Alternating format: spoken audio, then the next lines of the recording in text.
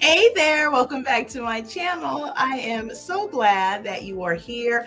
And yeah, we've got quite a bit to cover in today's video. But before we get started, I want to definitely share out a thoughts and prayers to all those affected by the LA fires. I did do a video a few days ago, so it's on the platform, an area for you to get some information for ways to help and also for resources that are associated with individuals to where they can get some help and find help during their time here with the tragedy of the fires that are actually going on as we speak. So I definitely want to make sure that you have that information out there. I also have a community post that gives you kind of an easier way, highlighted way to get to that information as well. If you should want to check out my community post with that information too. Definitely make sure that you have your all notification bells. If you have that on all, I believe that you'll make sure that you'll get those posts as well, because they do provide updates and information out there as well as I do within the videos. So hopefully you'll take a look at there for any information that may be helpful to you and also for you to share as well.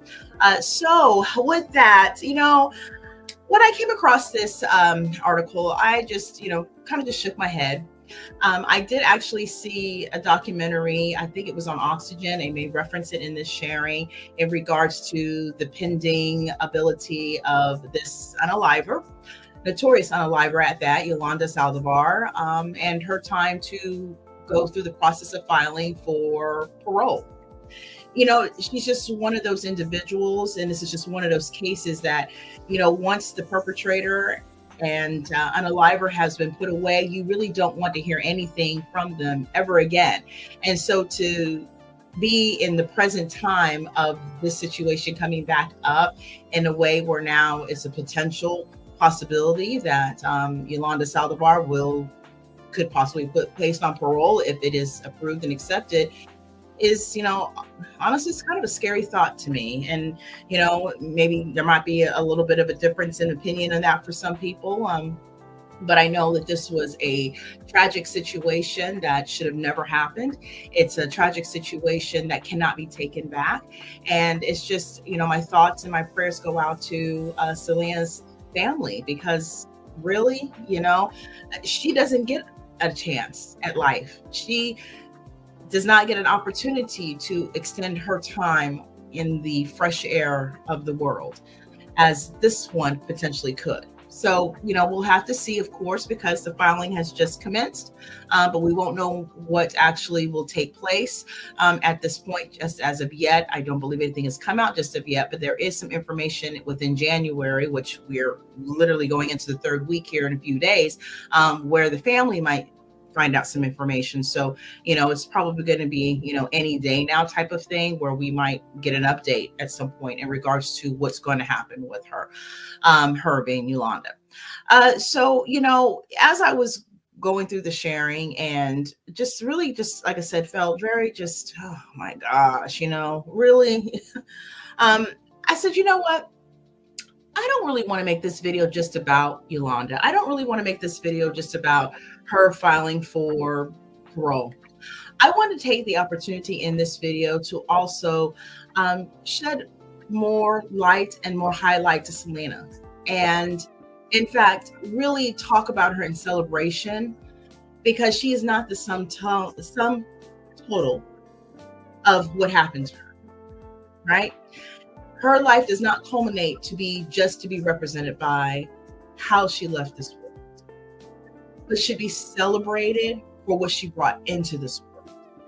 I know her fan base was wide and continues to be. She is a beloved star.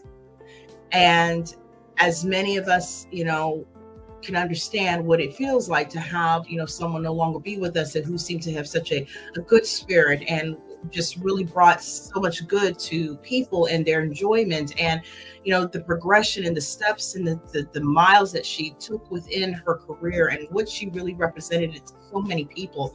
It's just so unfortunate that that light is no longer shining here on earth, but that she does, I feel, continue to shine for all those who loved her, because she was definitely a beloved individual. And so I wanted to take some time to kind of go over her accomplishments and go over a little bit about her, so where the focus can be on that as well in this video, and really make the focus about Yolanda as small as I possibly can make it. So bear with me as we go through a bit of a sharing that really focuses on Selena right now, and then we'll go and talk a little bit about the Unaliver. Okay, so let's just go ahead and do that. All right, so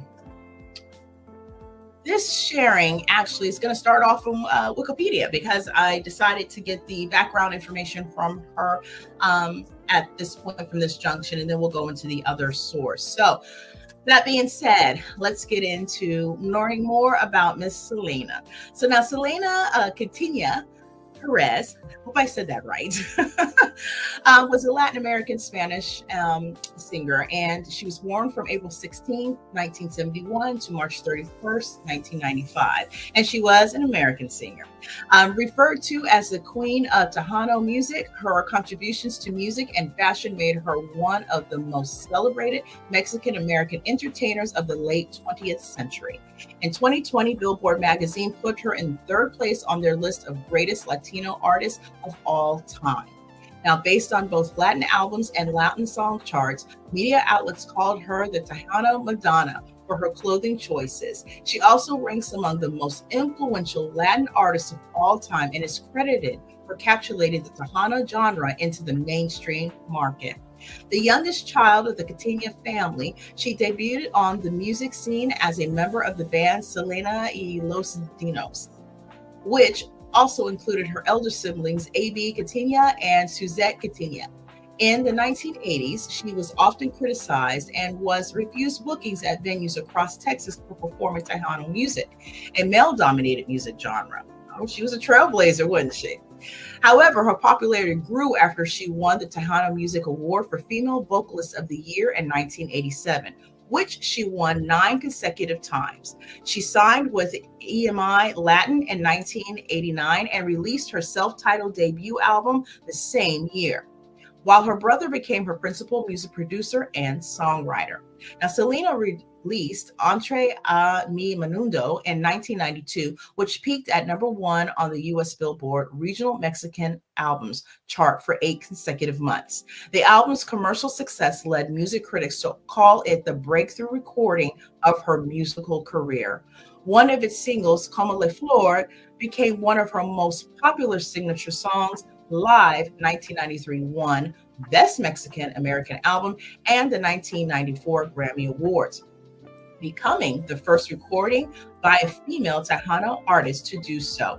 In 1994, she released Amor Prohibido, which became one of the best-selling Latin albums in the United States. It was critically acclaimed as being responsible for Tejano's music's first marketable era, as it became one of the most popular Latin music subgenres at the time. Now, unfortunately, we're going to need to move into the circumstances surrounding her connection with Yolanda Salvidar. So let's go ahead into this quick part of the sharing, which actually comes out of Deadline. And it shares that Yolanda Salvidar, the woman who was found guilty of unaliving singer Selena Quintanilla, has filed for parole in Texas. Now, Salvidar was found guilty in 1995 of unaliving Selena and sentenced to life in prison with the possibility of parole after 30 years, which will be in 2025. Now, the parole review process begins 6 months before becoming eligible, and online records from the Texas Department of Criminal Justice state that Yolanda has started the motion. Now, Yolanda was the founder and president of Selena's fan club, and on March 31st, 1995, she was confronted by the singer following allegations of embezzlement. Now, Yolanda maintains that the pow-powing was an accident and that she had planned on using the pow-pow for herself. Of course, I've got to change a couple of words, just for YouTube friendly. Now, officials say that Selena's family will know sometime in January, and it's January of this year, if Yolanda will be released. Now, Yolanda gave an interview for the Oxygen True Crime docuseries Selena and Yolanda, The Secrets Between Them, in 2024, where she said, "I was convicted by public opinion even before my trial started." This lady was a piece of work. In the same docuseries, Yolanda disputes the claims of embezzlement and alleges the confrontation was about Uh, Selena's trying to keep Yolanda working for her despite her trying to move on. Selena, when she came into the hotel room, this is by her words, she kept trying to put guilt in me for continuing with her and how everything was going to crumble. She said, my emotions were running so high and I was hurting. Right. That's her stance. I feel otherwise, like many of Selena's fans do, as to really what made more sense of what they found to have occurred.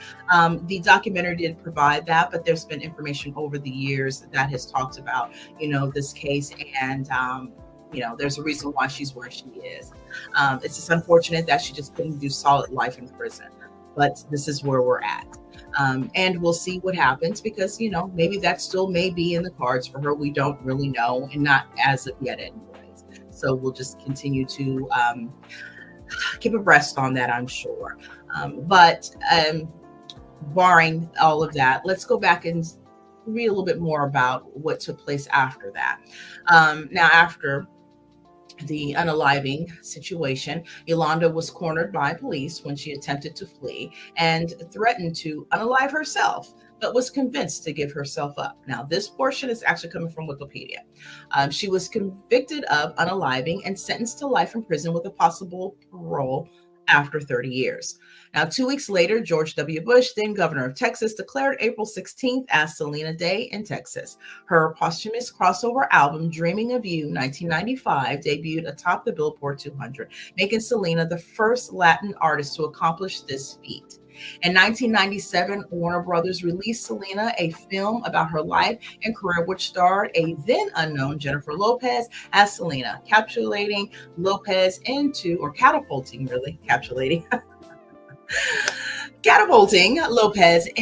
fame. In 2020, Netflix had released Selena the series starring Christian Serratos, and Selena has sold around 18 million records worldwide, making her one of the best-selling female artists in Latin music. And if she could have only continued on her life's path and was not, unfortunately, crossed paths with Yolanda, there's no telling how great, beyond the greatness that Selena already was portraying, would have been if given the chance.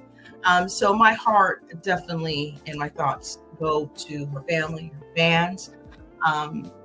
This was just a horrific situation that took place. Should have never taken place. Should have never happened. This person should have never been able to cross paths with her. I mean, she clearly wasn't well, and it's unfortunate that this is where we are. But I like to think also in the same space to not give so much oxygen to Yolanda, but to also utilize some of that energy towards, just a celebration of Selena, because she did mean so much to so many people.